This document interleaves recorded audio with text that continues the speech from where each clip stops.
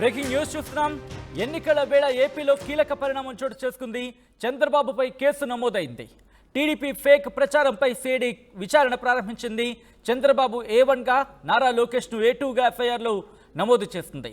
Land titling చట్టంపై IVRS కాల్స్తో TDP తప్పుడు ప్రచారం చేస్తుందంటూ కూడా ఫిర్యాదు చేసింది. ఈసీ ఆదేశాల మేరకు ఎఫ్ఐఆర్ నమోదు చేసి విచారణ చేపడుతున్నట్టుగా తెలుస్తోంది. ఇక చంద్రబాబు, లోకేష్తో పాటు 10 మందిపై కేసు నమోదైంది. IVRS కాల్స్ చేసిన ఏజెన్సీ పైన కూడా కేసు నమోదైంది. అప్డేట్స్ తెలుసుకుందాం. మా ప్రతినిధి రామారావు అప్డేట్స్ అందించేందుకు జాయిన్ అవుతున్నారు ఫోన్ లైన్లో. రామారావు, కేసులో ఇంకా ఎటువంటి అంశానికి సంబంధించి అంశాలను జోడించడం జరిగింది? అలాగే దీనికి సంబంధించి విచారణ ఎంతవరకు వచ్చింది రామారావు? సచిన్, ఏదైతే ల్యాండ్ టైటిలింగ్ యాక్ట్ ఉందో దీనికి సంబంధించి టీడీపీ భారీ స్థాయిలో ప్రచారం చేస్తుంది. ఏదైతే ల్యాండ్ టైటిలింగ్ యాక్ట్ ఏదైతే ఉందో అది ప్రజల ఆస్తులకు ఇబ్బంది కలిగించే అంశమని టీడీపీ ప్రచారం చేస్తుంది. ఈ నేపథ్యంలోనే తెలుగుదేశం పార్టీ ఫేక్ ప్రచారం చేస్తుందంటూ కూడా వైసీపీ నేతలు ఈసీకి ఫిర్యాదు చేయడం జరిగింది. ఈసీ కూడా వైసీపీ ఫిర్యాదుపై స్పందించి కేసు నమోదు చేసి విచారణ చేయాలని ఆదేశాలు జారీ చేసింది.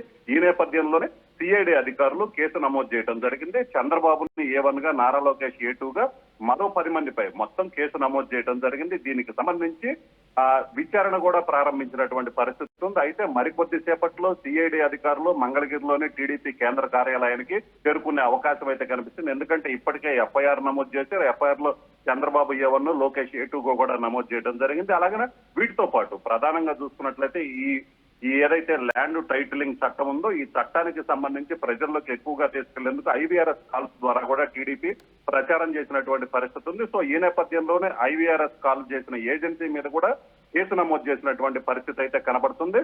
ప్రధానంగా చూసుకున్నట్లయితే దీనికి సంబంధించి ఎవరు IVRS కాల్స్ ఏజెన్సీ ద్వారా ఎవరైతే వాళ్ళకి ఈ విధంగా కాల్స్ చేయమని చెప్పారనే దాని మీద కూడా విచారణ జరిపే అవకాశం ఉంది. అలాగనే టీడీపీ కేంద్ర కార్యాలయంలో టీడీపీ కార్యాలయానికి సంబంధించినటువంటి ఇన్ఛార్జిని కూడా ప్రశ్నించే అవకాశం ఉంది. అయితే ఇప్పటికే సిఐడి అధికారులు అయితే మాత్రం ఈ కేసుకు సంబంధించి విచారణ కూడా ప్రారంభించారు. అయితే సిఐడి అధికారులు టీడీపీ కేంద్ర కార్యాలయానికి వచ్చి విచారణ చేపడతారని మనకున్నటువంటి సమాచారం. అయితే అది ఎంతసేపట్లో వస్తారనే దాని మీద అయితే మాత్రం పూర్తిగా సిఐడి అధికారులు గోప్యత పాటిస్తున్నారు. అయితే దీనికి సంబంధించి మరికొద్ది సేపట్లో సిఐడి అధికారులు టీడీపీ సెంట్రల్ ఆఫీస్ కు వచ్చేసి విచారణ ప్రారంభిస్తారని మనకున్నటువంటి సమాచారం. అయితే ఇప్పటికే సిఐడి అధికారులు కూడా దీనికి సంబంధించి ఒక టీం కూడా రెడీ అయింది. ఈ టీం కూడా టీడీపీ ఆఫీస్ కి బయలుదేరినటువంటి పరిస్థితి అయితే మనకు కనబడుతుంది. మొత్తం మీద చూసినట్లయితే ల్యాండ్ టైటిలింగ్ చట్టం ఏదైతే ఉందో ఈ చట్టం మీద వైసీపీ ఫిర్యాదు చేయటం, అలాగే ఎన్నికల సమయం మరో వారం రోజుల్లో పోలింగ్ ఉన్న నేపథ్యంలోనే సిఐడి అధికారులు కేసు నమోదు చేయటం, విచారణ జరిపించడం అనేది అయితే మాత్రం రాష్ట్ర వ్యాప్తంగా సంచలనం సృష్టించనే చెప్పుకోవచ్చు. సచిన్, అంటే ఇప్పుడు చంద్రబాబుని అరెస్ట్ చేసే అవకాశాలు ఉన్నాయా, లేకపోతే కేవలం విచారణ వరకు మాత్రమే పరిమితమయ్యే అవకాశం కనిపిస్తోందా?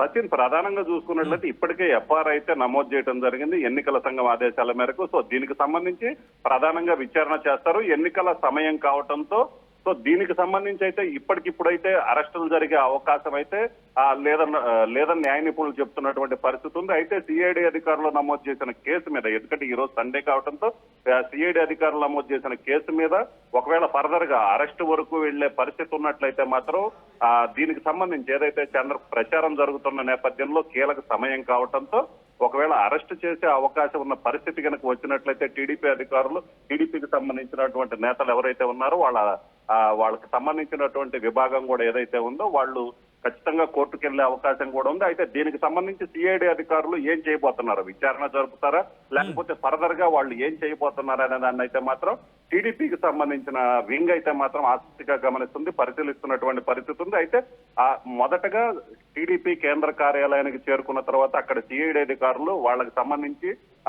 విచారణ జరపడంలో భాగంగా ఏం జరుగుతుంది, అక్కడ ఎవరు IVRS కాల్స్ కి సంబంధించి ఏజెన్సీకి వాళ్ళు ఇది కాంట్రాక్ట్ ఇచ్చారనే దాని మీద సంబంధించి కావచ్చు, అలాగనే కేంద్ర కార్యాలయంలో దీని మీద దుష్ప్రచారం చేయాలని ఎవరు చెప్పారనే దాని మీద అయితే విచారణ జరిపే అవకాశం ఉంది. ఫర్దర్ గా దీనికి సంబంధించి చూసుకున్నట్లయితే ఇప్పుడైతే అరెస్టు జరిగే అవకాశం అయితే చాలా తక్కువగా ఉంది. ఎందుకంటే ఫర్దర్ గా నోటీసులు ఇస్తారు, దీనికి సంబంధించి ఏం జరిగింది, అసలు ఇలా ఎందుకు చేయాల్సి వచ్చింది, వీటన్నిటికి సంబంధించి ఇది ప్రాసెస్ ఉన్న నేపథ్యం.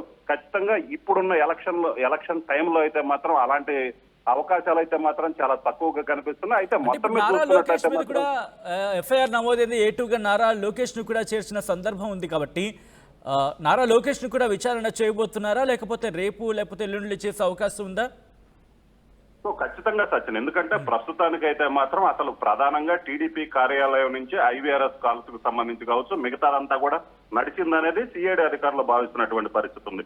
సో బేస్ అక్కడ ఉంది కాబట్టి మొదట అక్కడి నుంచి విచారణ ప్రారంభిస్తారు. ఇప్పటికే నారా లోకేష్ అలాగనే చంద్రబాబు రాజకీయ పార్టీలు ఏదైతే రాష్ట్రం మొత్తం తిరుగుతూ ప్రచారం నిర్వహిస్తున్నటువంటి పరిస్థితి ఉన్న నేపథ్యంలో మొదట ఇక్కడ విచారణ చేస్తారు. సో వీళ్ళు ఇచ్చిన సమాచారం మేరకు ఫర్దర్ గా వాళ్ళు నోటీసులు కూడా జారీ చేసే అవకాశం ఉంది. ఆ తర్వాతనే ఫర్దర్ గా ఈ కేసుకు సంబంధించినటువంటి నెక్స్ట్ స్టెప్ అయితే వేసే అవకాశం ఉంది. అయితే ఇప్పుడైతే మాత్రం ప్రాథమికంగా అయితే మాత్రం వాళ్ళు విచారణ ప్రారంభించి ఈ విచారణలో వాళ్ళకి లభించేటువంటి ఆధారాలు ఏదైతే ఉన్నాయో ఆధారాలను బట్టి సిఐడి అధికారులు మరింత ముందుకెళ్లే అవకాశం అయితే కనిపిస్తుంది. Sachin. Right Ramarao, thanks for update. So మొత్తంగా అయితే మాత్రం ఎన్నికల వేళ ఏపీలో కీలక పరిణామం చోటు చేసుకుంది. చంద్రబాబుపై కేసు నమోదైంది. దానికి సంబంధించిన బ్రేకింగ్ న్యూస్ చూస్తున్నారు. టీడీపీ ఫేక్ ప్రచారం చేస్తున్నట్టు సిఐడి విచారణ చేపట్టినట్టుగా తెలుస్తోంది. చంద్రబాబును A1 గా, నారా లోకేష్ A2 గా ఎఫ్ఐఆర్లో నమోదు చేసింది. ల్యాండ్ టైటిలింగ్ చట్టంపై ఐవీఆర్ఎస్ కాల్స్తో టీడీపీ దుష్ప్రచారం చేస్తున్నట్టు కూడా ఫిర్యాదు నమోదైనట్టుగా తెలుస్తోంది. ఇక దీనికి సంబంధించి బ్రేకింగ్ న్యూస్ చూస్తున్నారు. చంద్రబాబు లోకేష్తో పాటు 10 మందిపై కేసు నమోదైంది. అయితే ఈ కేసులో చంద్రబాబుని A1 గా, నారా లోకేష్ని A2 గా చేర్చింది ఎఫ్ఐఆర్లో సిఐడి. ల్యాండ్ టైటిలింగ్ చట్టంపై ఐవీఆర్ఎస్ కాల్స్తో టీడీపీ తప్పుడు ప్రచారం చేస్తున్నట్టు కూడా దీనికి సంబంధించి విచారణ చేస్తోంది. ఈసీ ఆదేశాల మేరకు ఎఫ్ఐఆర్ నమోదు చేసింది. దీనికి సంబంధించి విచారణ చేపడుతోంది. చంద్రబాబు లోకేష్తో పాటు 10 మందిపై కేసు నమోదైంది. ఐవీఆర్ఎస్ కాల్స్ చేశారు. ఏజెన్సీకి సంబంధించిన ఆ ఏజెన్సీ పైన కూడా కేసు నమోదైంది.